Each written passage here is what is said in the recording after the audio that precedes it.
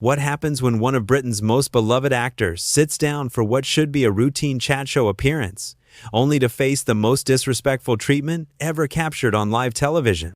In just 37 seconds, a single toxic comment would expose the true character of a daytime TV host and create one of the most shocking walkouts in broadcasting history. Sir Ian McKellen, the legendary actor known for bringing Gandalf and Magneto to life on the big screen, had agreed to appear on Loose Women to discuss his latest theatrical project. What should have been a pleasant conversation about his 6-decade career quickly turned into something far more sinister when host Denise Welch decided to make the interview all about her own agenda. The trouble started almost immediately. As Ian settled into his chair, adjusting his elegant navy blazer and offering his trademark warm smile to the studio audience, Denise barely looked up from her notes. The other panelists, Ruth Langsford, Linda Robson, and Colleen Nolan, exchanged glances as the atmosphere in the studio felt unusually tense. Right then, Denise began, her voice carrying an edge that seemed out of place for daytime television. "Ian McKellen, everyone. I suppose we should talk about your latest play, though I have to wonder if audiences are getting tired of seeing the same old faces on stage year after year." Ian's eyebrows raised slightly, but his composure remained intact. "Well, Denise, I think audiences appreciate authenticity and experience. Theater has always been about connecting with people through storytelling, regardless of age." Ruth Langsford shifted uncomfortably in her seat, clearly sensing the hostile undertone in Denise's opening question. "Ian, we're absolutely thrilled to have you here. Your career has been such an inspiration to so many people." "Thank you, Ruth. That's very kind," Ian replied, his voice maintaining its characteristic warmth despite the earlier slight. But Denise wasn't finished. She leaned forward, her expression sharp and calculating. "Let's be honest though, Ian, don't you think there comes a time when actors of your generation should step aside and make room for younger talent? I mean, how many times can audiences watch the same person play different versions of the same character?" The studio fell silent. Even the camera operators seemed to freeze as the weight of Denise's words hung in the air. Linda Robson's mouth fell open in shock, while Colleen Nolan stared at Denise as if she couldn't believe what she'd just heard. Ian's smile faded, but his voice remained steady. "I find that quite an interesting perspective, Denise. Are you suggesting that experience and craft are somehow less valuable than youth? Because in my understanding, the arts have always celebrated the wisdom that comes with a lifetime of dedication to one's craft." "Oh, come on," Denise scoffed, waving her hand dismissively. "Don't give me that profound actor nonsense. We all know you're just clinging to relevance. When was the last time you did anything that wasn't trading off your old successes?" Ruth Langsford's face went pale. "Denise, I think we should focus on Ian's current work." "No, Ruth, let her continue," Ian said calmly, though there was steel in his voice now. "I'm curious to understand Denise's position on this matter. Are you suggesting that artists should simply retire once they reach a certain age? Should Judi Dench have stopped acting? Should Paul McCartney have stopped making music?" Denise's eyes flashed with irritation at being challenged. "That's different, and you know it. They're still relevant. But you're just repeating yourself over and over. How many times can you play the wise old man with a stick?" The audience gasped audibly. Several people in the front row shook their heads in disapproval, while others looked genuinely uncomfortable with the direction the interview had taken. Colleen Nolan finally found her voice. "Denise, I really think we should move on to something else." "Why? Because St. Ian can't handle a bit of honest criticism?" Denise shot back, her voice rising. "This is exactly what's wrong with celebrity culture. Everyone's too afraid to ask the real questions." Ian's posture straightened, and for the first time, a flash of anger crossed his features.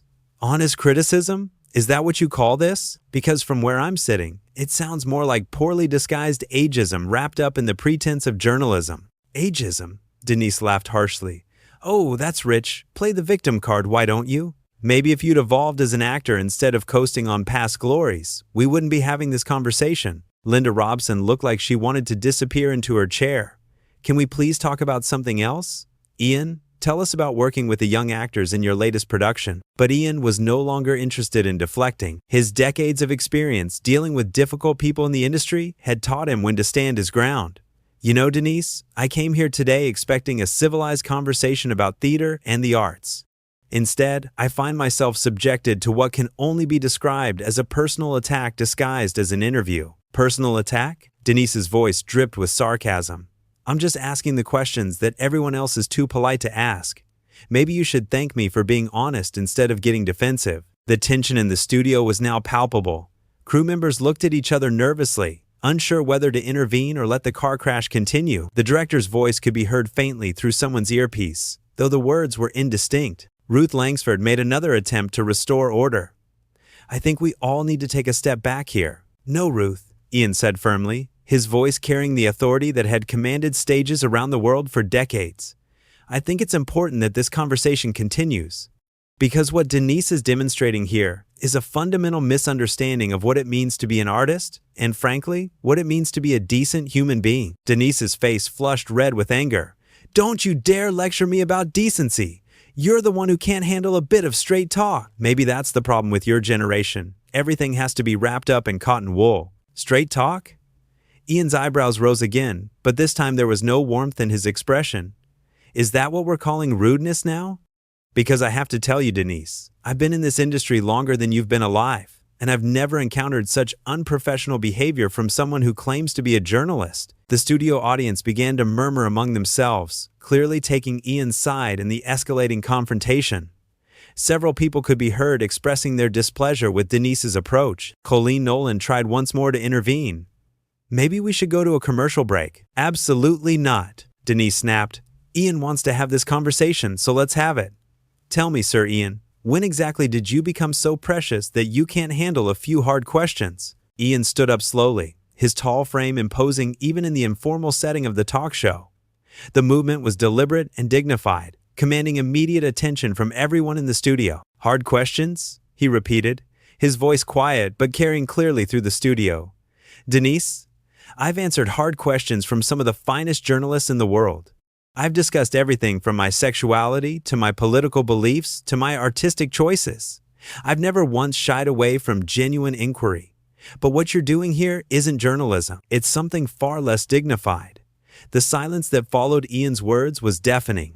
Every person in the studio seemed to hold their breath as the distinguished actor remained standing, his dignity intact despite the increasingly hostile environment Denise had created around him. "Less dignified?" Denise's voice rose to a near shriek, her composure completely abandoned now. "How dare you stand there and talk down to me like I'm some amateur?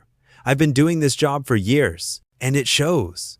Ian replied quietly, the subtle barb hitting its mark with surgical precision. Linda Robson audibly gasped, while Ruth Langsford looked like she was desperately trying to signal someone off camera to intervene. The studio audience was no longer trying to hide their reactions, with many shaking their heads openly at Denise's behavior. "What's that supposed to mean?" Denise demanded, rising from her own chair now, her face flushed with rage. Ian remained perfectly calm, his years of stage training evident in his controlled breathing and measured responses. "It means, Denise, that experience should teach us not just how to ask questions, but how to treat our guests with basic human respect. Something you seem to have forgotten in your enthusiasm to create controversy." "Controversy? You think this is about controversy?"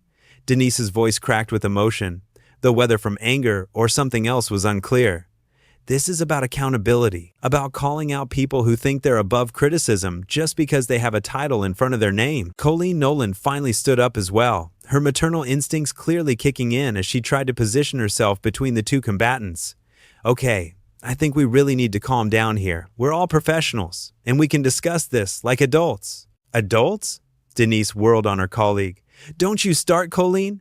I'm sick of everyone tiptoeing around celebrities like they're made of glass. If Ian McKellen can't handle a bit of scrutiny, maybe he shouldn't be doing interviews." Ian's laugh was soft but carried a bitter edge. "Scrutiny?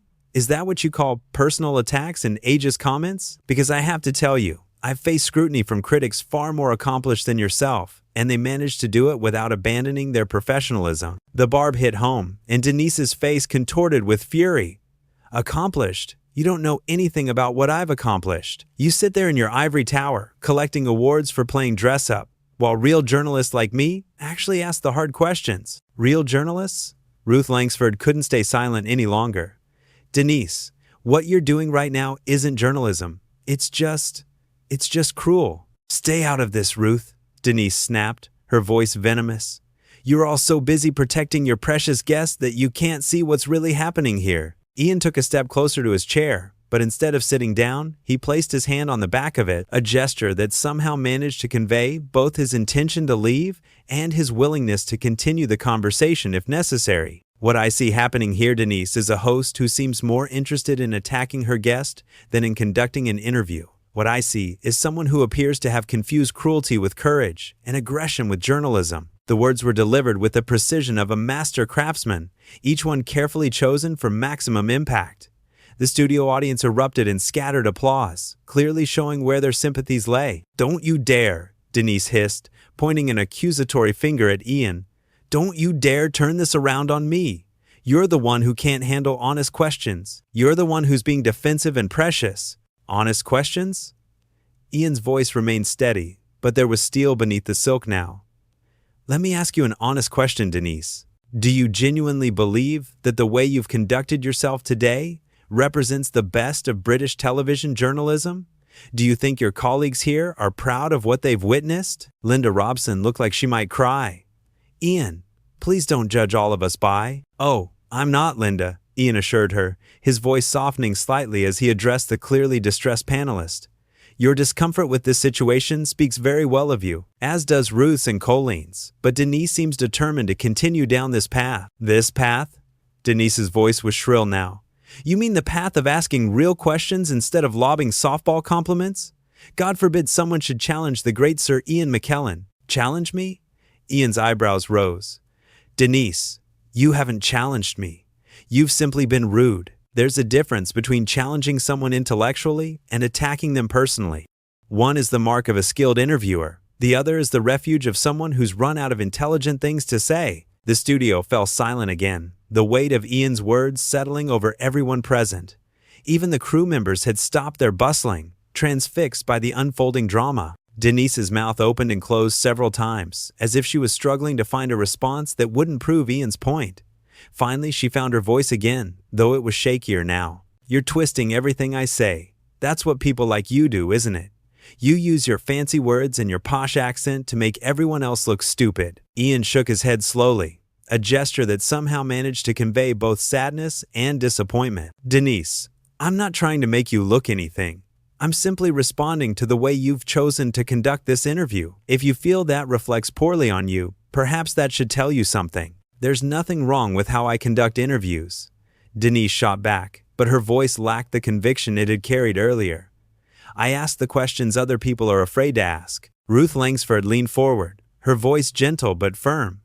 "But Denise, there's a way to ask difficult questions without being hostile. Ian's done hundreds of interviews, and I've never seen him react like this to tough questions. Because nobody asks him tough questions." Denise exploded. "Everyone just fawns over him because he's Sir Ian McKellen. Well, I'm not impressed by titles or past achievements. I judge people by what they're doing now." "And what exactly am I doing now that merits such treatment?" Ian asked, his voice dangerously quiet. "I came here to talk about a play I'm passionate about, to share my love of theater with your audience. Instead, I find myself having to defend my right to continue working in the profession I've dedicated my life to." Colleen Nolan shook her head. "This is getting out of hand. We should really stop this." "No," Ian said firmly. "I want to hear Denise's answer. I want to understand what I've done to deserve this treatment." Denise's face was flushed, her breathing rapid and shallow. "You want to know what you've done? You've coasted for decades on the same few performances. You play the same character over and over, and everyone pretends it's brilliant because they're too scared to tell the truth." The studio audience gasped collectively, and several people could be heard expressing their outrage at Denise's words. Ian, however, remained perfectly calm. "The same character?" he asked, his voice carrying a note of genuine curiosity. "Are you suggesting that Gandalf, Magneto, Richard III, and Lear are the same character? Because that would suggest a fundamental misunderstanding of both my work and the art of acting itself." Denise faltered, clearly realizing she'd overstepped even her own boundaries. I didn't mean." "What did you mean, Denise?" Ian pressed gently.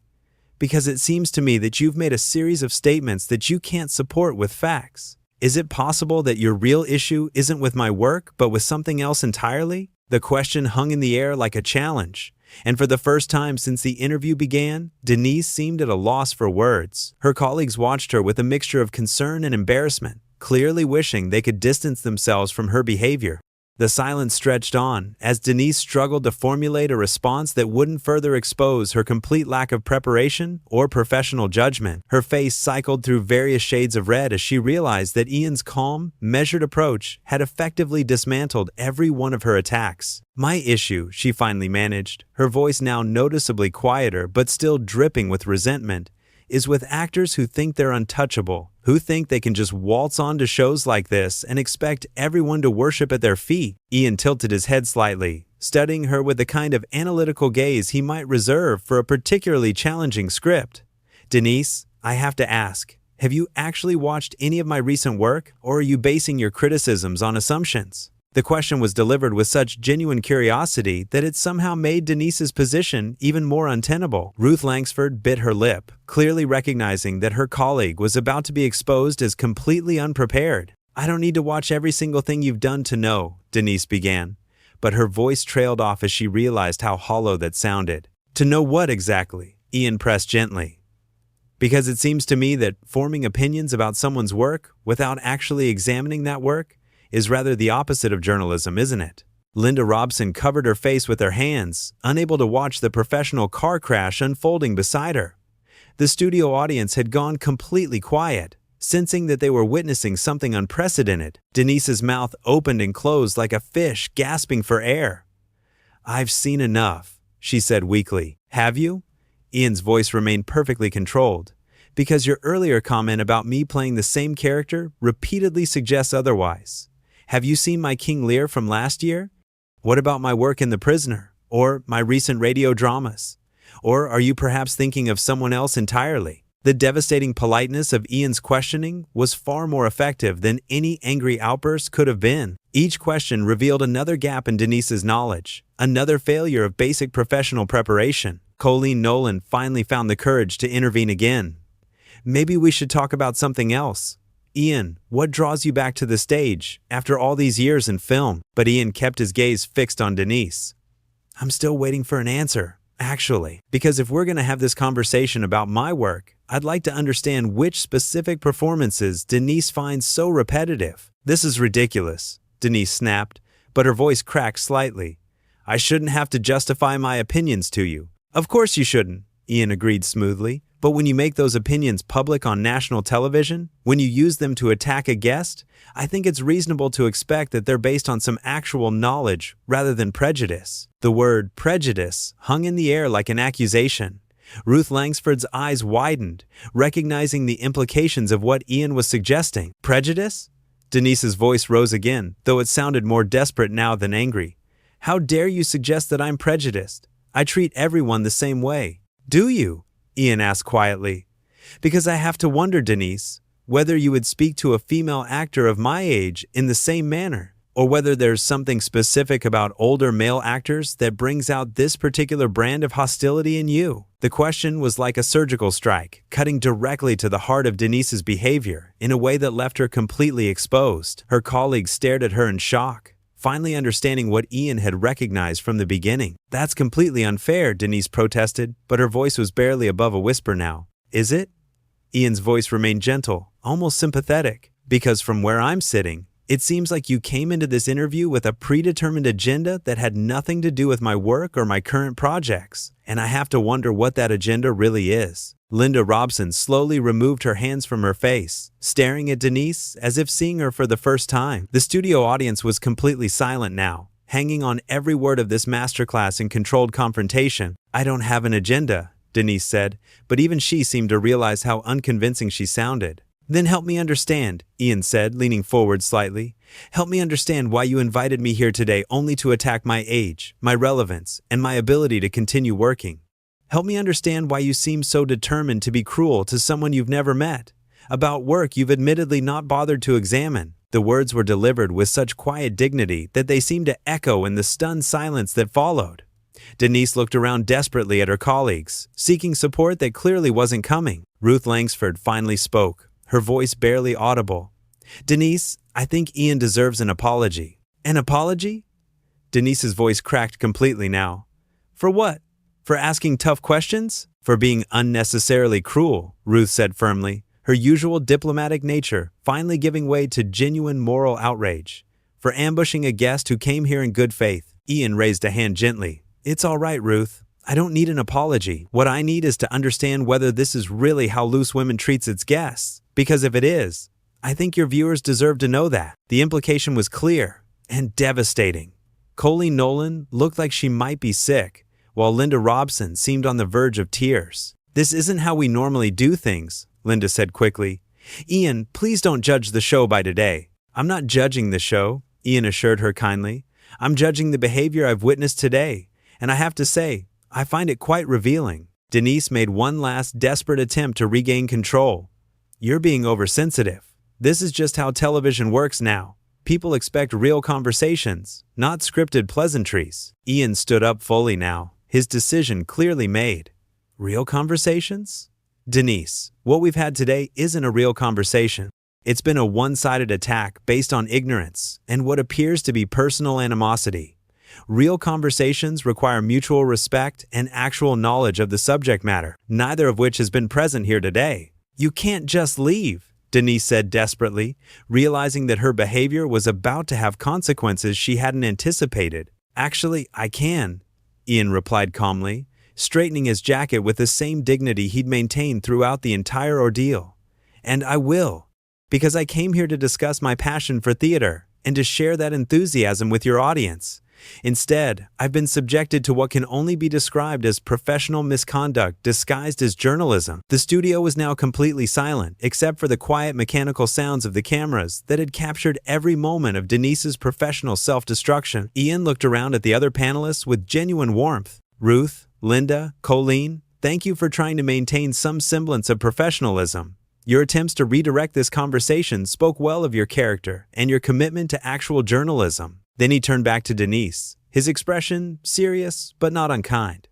And Denise, I hope you'll take some time to consider what happened here today, because the way you treat people, especially when you have the power that comes with a platform like this, says far more about you than it does about them. With that, Ian McKellen walked off the set with his head held high, leaving behind a studio full of shocked faces and one host whose career would never quite recover from 37 seconds of pure, unfiltered toxicity that had revealed her true character to the world. The cameras kept rolling as Denise sat in stunned silence, finally understanding that she had just destroyed her own reputation in pursuit of a controversy that existed only in her own mind.